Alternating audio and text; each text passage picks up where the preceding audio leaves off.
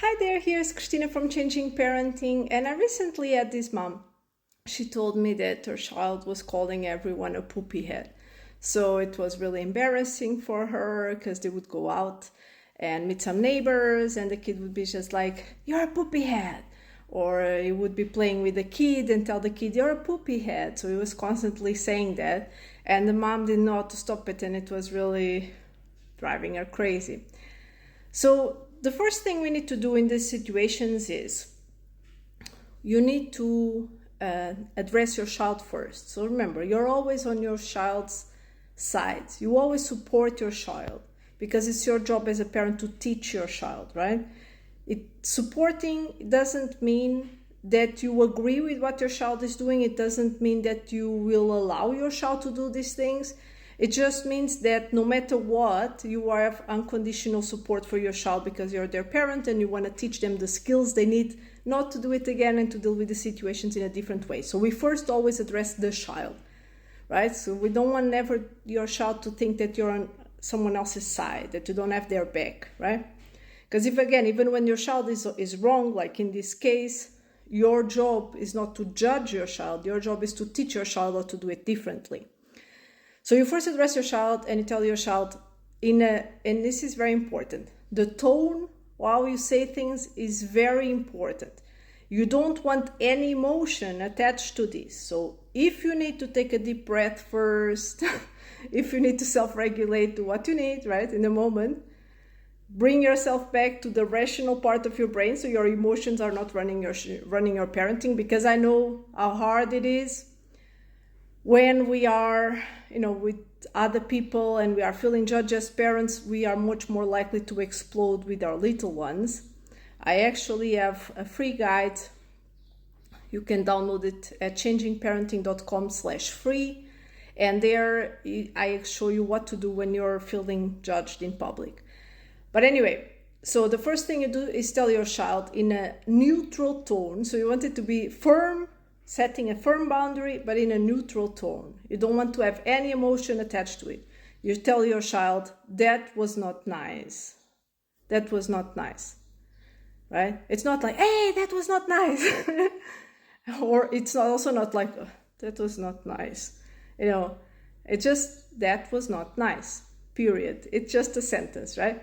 And then you turn to the adult and you are basically modeling to your child how to make amends. So you're talking to the adult, but the reason why you're saying these things is actually to teach your child, right?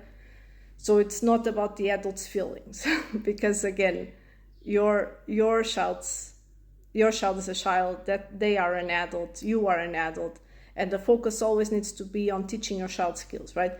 That being said, we need to model our children that when we hurt someone, we need to make amends. So you turn to the adult and you say, that was not okay, I'm sorry, I will talk to him now. Again, in a very neutral tone. You don't want your child to think they are in trouble, because they are not in trouble, they just need to learn skills, right? But you need to model this making amends to the adult. So you tell you tell the adult, that was not okay, I'm sorry, I will talk to him now.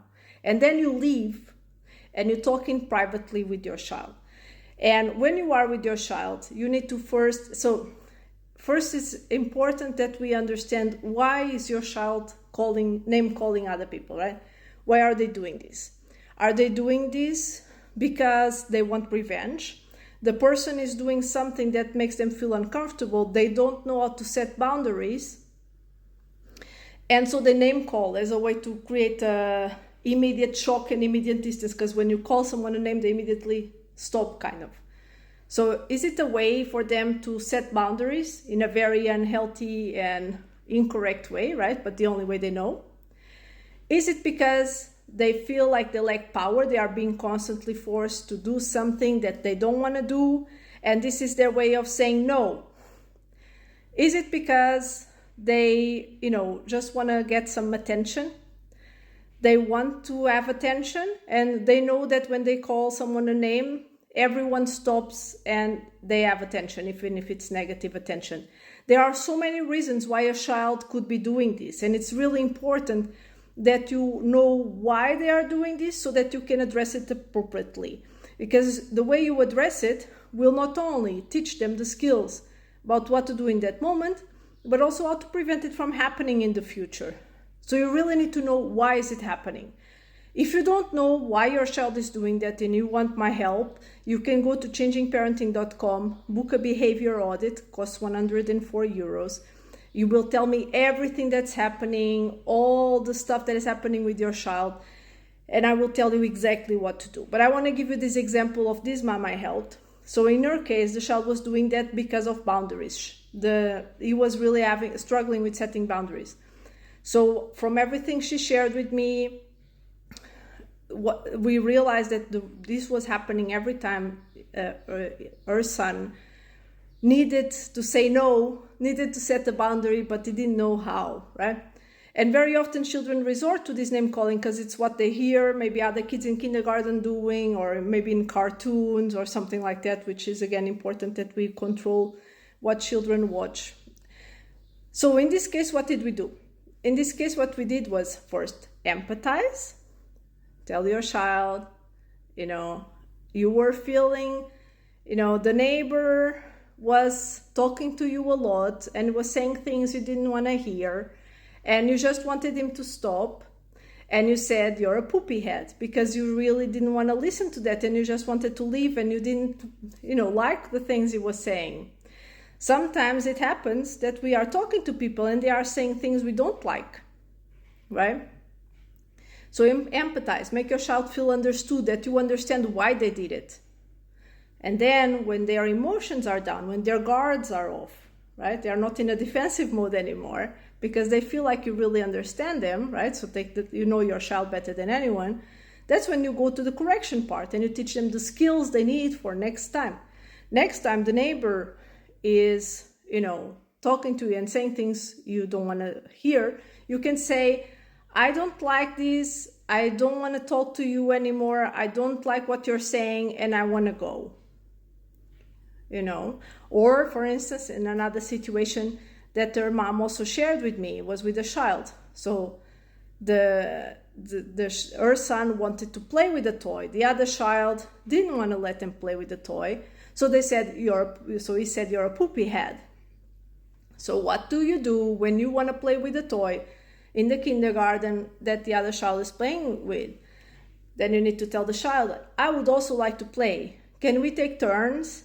After you play, can I also play? Can we play together? So you teach all these skills of what you would like your child to do that is socially appropriate. And it's so important to teach skills because, again, it's not just about solving the situation. It's about really teaching them what to do in the future. So not only they get a better outcome out of it, right? Because, when you call someone a poopy head, you might get into bigger trouble. But also, you will, be able to set boundaries and feel more in control of your life. So this is like a life skill you're teaching, right? And again, this is for that case where the problem was about boundaries. If it's about, power seeking, then you need to do other things, right? And one thing you should never do is force your child to apologize. I know that it feels like it's the thing you immediately are like, apologize right now, especially when it's an adult, right? If it's an adult present, and it's because of how we feel as parents, right? Because we feel like it's almost like if we had done that ourselves, right? We feel responsible for what happened. But it's very important to not force someone to apologize, because when you force your child to apologize, first of all, that will not mean anything. They will not be learning the right thing, and it will get really defensive towards you. They will feel like you're taking the other person's side. They feel like you don't understand. And when you are not present, they might take even bigger revenge, especially if it's a child, and do even worse to the child next time. So you'd never want to force an apology. You never want to force your child, period. You always want to teach your child so that they want to do things. And that is definitely possible and the way to go. Any question, just let me know.